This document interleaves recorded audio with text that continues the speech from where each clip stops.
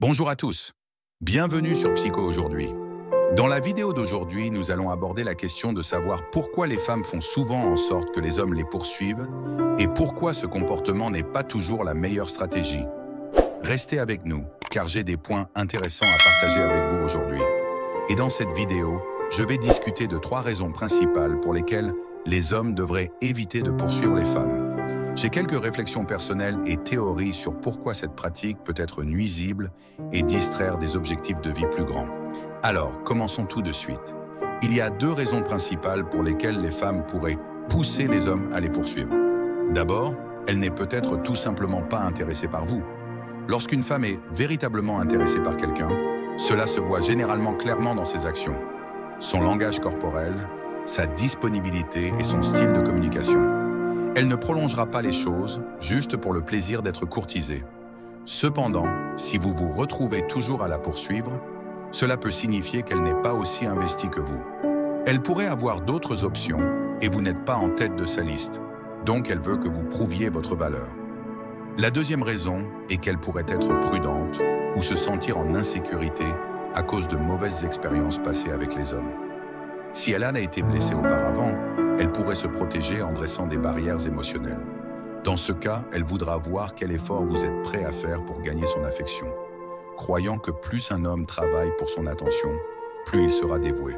Cependant, ce n'est pas toujours exact, car certains hommes poursuivent simplement pour le frisson et non pas pour une relation sérieuse. Ce sont les 2 raisons principales pour lesquelles les femmes peuvent vous faire courir après elles. Elles ne sont peut-être pas intéressées ou elles protègent leur cœur à cause de blessures passées. Passons maintenant à 3 raisons pour lesquelles les hommes ne devraient pas poursuivre les femmes. Tout d'abord, si vous passez votre temps et votre énergie à courir après une femme, vous vous détournez de ce qui compte vraiment, vos propres objectifs personnels. Quelles sont vos aspirations, vos rêves, vos ambitions? C'est maintenant qu'il faut se concentrer sur la réalisation de ces choses. Si vous êtes distrait par la poursuite des femmes au lieu de poursuivre vos propres rêves, vous risquez de vous rendre compte, dans quelques années, que vos objectifs sont encore plus difficiles à atteindre et que vous avez perdu un temps précieux. Alors, au lieu de courir après les femmes, concentrez-vous sur la construction de la vie que vous voulez. Lorsque vous réussirez dans vos projets, les bonnes personnes, les femmes incluses, vous remarqueront et viendront vers vous. Alors, poursuivez vos rêves.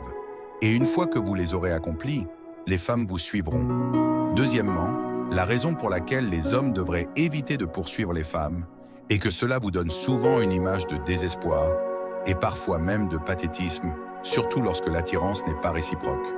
Si vous poursuivez une femme qui est déjà claire sur ses objectifs, sait ce qu'elle veut et est motivée par ses propres ambitions, votre poursuite constante ne fera que l'éloigner. Elle vous a déjà dit de plusieurs façons qu'elle n'est pas intéressée, mais vous continuez à insister, espérant qu'avec le temps, elle cédera. Croyez-moi, ça ne marche pas. Si vous devez travailler trop dur pour attirer l'attention de quelqu'un, vous êtes peut-être en train de la contraindre à être en relation avec vous. Et qui veut supplier quelqu'un d'être avec eux quand cette personne n'est même pas intéressée? C'est une perte de temps, d'énergie et de ressources.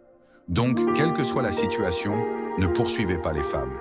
Cela vous fait paraître désespéré et peu attrayant. Coupez vos pertes et passez à autre chose. Il y a plein d'autres opportunités ailleurs. La 3e raison pour laquelle les hommes ne devraient pas poursuivre les femmes est qu'une fois que vous commencez, il est difficile d'arrêter. Si vous commencez une relation en poursuivant constamment la femme, vous établissez un précédent. Au début, oui, vous pouvez attirer son attention grâce à vos efforts, mais avec le temps, elle devient le prix. Et maintenant, c'est à vous de toujours travailler plus dur pour maintenir son attention.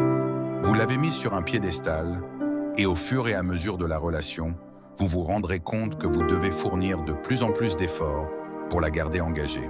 Cependant, si vous ne poursuivez pas dès le début, vous créez une dynamique plus équilibrée.